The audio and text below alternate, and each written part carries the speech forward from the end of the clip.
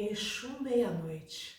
Quem é essa entidade? E por que existe tantas diferenças entre as tradições? Poucas entidades despertam tanta curiosidade quanto Exu Meia-Noite. Seu nome por si só já invoca um mistério, transformação e força espiritual. Junto com essas curiosidades surgem muitas dúvidas e também muitas informações contraditórias. A primeira coisa que aqui a gente precisa entender é que não existe uma única definição de Exu Meia-Noite. A maneira como ele é compreendido muda de situações e aprendizados, de religiões, de linhagens espirituais e até mesmo de terreiros onde ele atua. Mas, lembrando aqui, isso não significa que uma esteja errada e a outra esteja certa ou que ambas estejam erradas. Isso só significa que essas tradições foram construídas por caminhos diferentes ao longo do nosso tempo. Na Umbanda, Exu Meia-Noite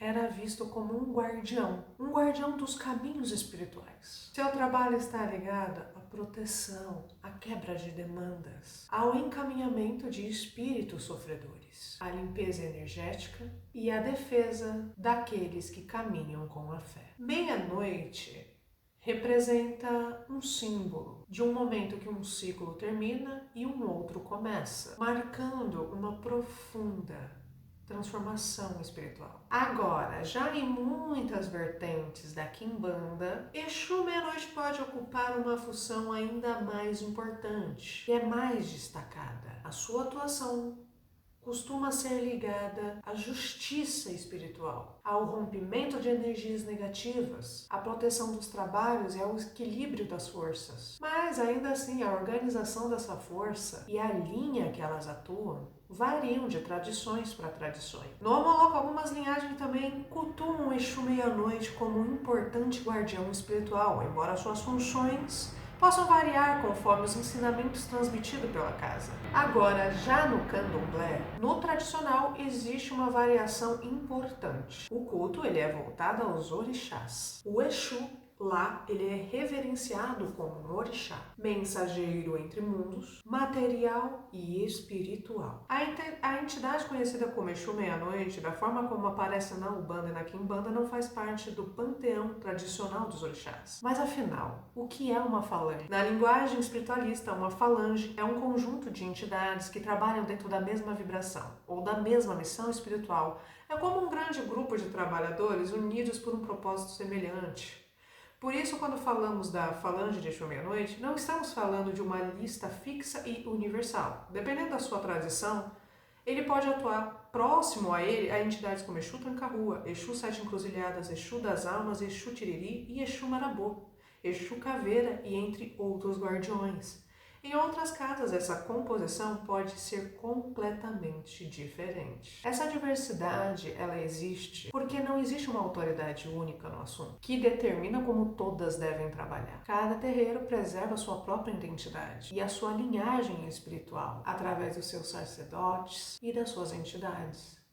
Que nem, para minha vertente, Exu, Pombageiras, são considerados ancestrais nossos, que são ligados ao nosso sangue, à nossa linhagem espiritual de muitos anos. Podem ser antigos, como podem ser um pouco mais recentes, mas são ligados aos nossos ancestrais, pessoas que já foram vivas e hoje em dia vêm em terra para nos auxiliar, nos evoluir espiritualmente, ajudar em trabalhos e escutando a nossa fé. Outra dúvida muito importante é sobre pombageiras que trabalham na linha e junto com o Exu Meia-Noite. Também não existe uma única resposta. Algumas casas afirmam que ela trabalha ao lado da pombagira Meia-Noite. Outros associam o trabalho dele à pombagira Maria Padilha, Maria Mulambo, Rosa Caveira, Dama da Noite ou Rainha da Noite. Há tradições que ainda também compreendem que não existe uma companheira fixa, porque cada médium, cada terreiro existe uma organização espiritual diferente. E como costumam ser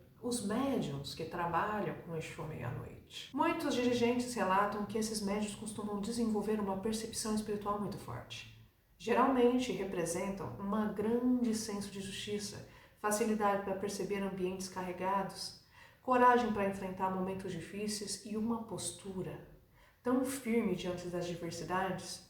Mas olha só, isso não significa que existe uma personalidade obrigatória ou um padrão para todos, porque cada médium tem a sua própria missão e função e uma forma única de demonstrar a sua espiritualidade. Talvez o maior equívoco sobre Exu Meia-Noite é associá-lo a algo maligno. A realidade nas tradições que cultuam meia-noite simboliza um momento de passagem. É o ciclo onde um termina e o outro começa. Representa transformação, renovação, encerramento das dores antigas, proteção diante das dificuldades espirituais. Conhecer Exu Meia-Noite é entender que a espiritualidade não pode ser resumida por estereotipos, pelo medo, porque cada tradição preserva a sua história, seus fundamentos, suas maneiras de compreender, seus aprendizados. Por isso que estudar, ouvir diferentes linhas de pensamentos é muito importante. Respeitar a diversidade religiosa é o caminho mais seguro para quem quer conhecer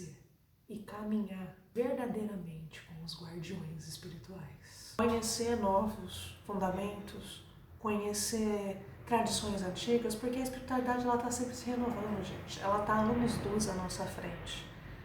Mas é importante a gente conhecer os antepassados, as histórias de cada tradição. É sempre bom obter muito conhecimento sobre essas entidades.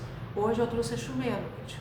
E em breve trarei outros nomes que muita gente não comenta, porque muita gente fala mais de Maria Padilha, Exu Tranca-Rua, Mulambo, Rosa Caveira, mas tem muitos nomes, muitos nomes, que ainda são muito importantes ser falados, porque todas essas entidades têm peculiaridades e funções maravilhosas.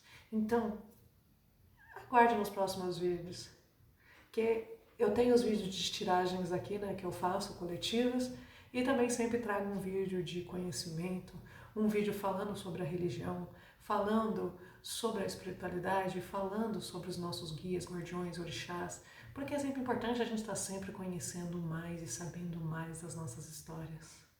Então, fiquem atentos e respeitem as maneiras das pessoas terem a sua espiritualidade. A espiritualidade de cada um é individual. Mas você pode saber um pouco de cada um.